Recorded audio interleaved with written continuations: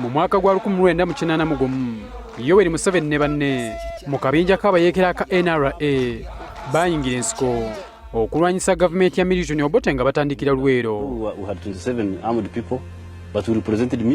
We baatuukira mu mwaka gwa 1985 abayeekera baali bamaze okuwamba ebitundu ebisinga obungi mu ggwanga.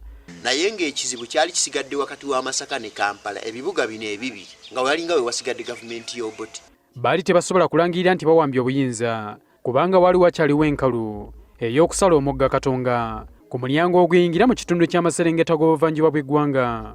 Mu kuwamba omugga guno abayeekera ba NRA baali bagenderera okulemesa gavumenti okutwala amagye n'ebyokulwanyisa mu nkambi zaayo okuli ey'e Masaka n'Embalala. Wano tewali walala wonna w'osobola kuyita kugenda Masaka. Bwe baasalako Katonga baali bamaze okukutula ebitundu bya Uganda ebyeno byonna ne babakulako balakisi y'Embalala n'ey'e Masaka nga bagyetoolodde.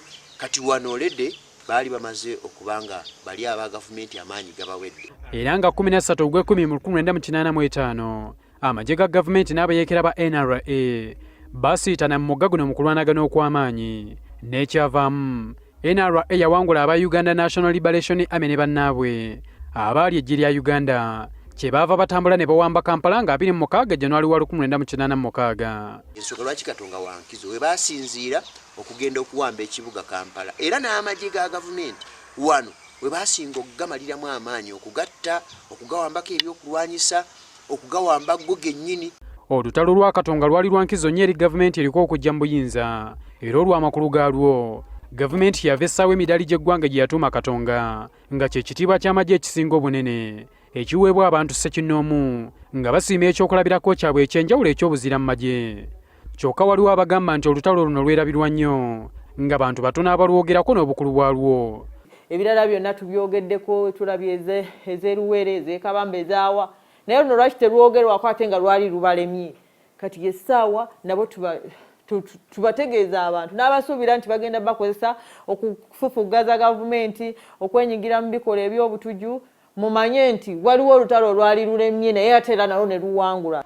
Ku mulundi guno mu kujjaguza amazaalibwa g'omukulembeze w'eggwanga Yoweri Museveni ag'79 aba wofiisi ya Ssentebe wa NRM bateeseteza omukolo ogw'enjawulo okumusiima wamu ne banne olw'obuvumu bwe baayolesa mu kulwana olutalo lwa Katonga olwabatuusa ku buwanguzi bwe beeyagaliramu n'okutuusa essaawa ya leero. We are not celebrating Mzee OHE as him alone, but all those that fought and won that battle. Museveni yazaalibwa nga 15 Ogwomwenda mu 1944 bannansiko banne okuli Alhaji Nadduli ow'eruweero ne Muwadda Namwanju w'e bamutendereza olw'obuzira ne bawa n'ensonga ez'enjawulo lwaki bannayuganda basaanye okumujagulizaako ku mazaalibwa ge.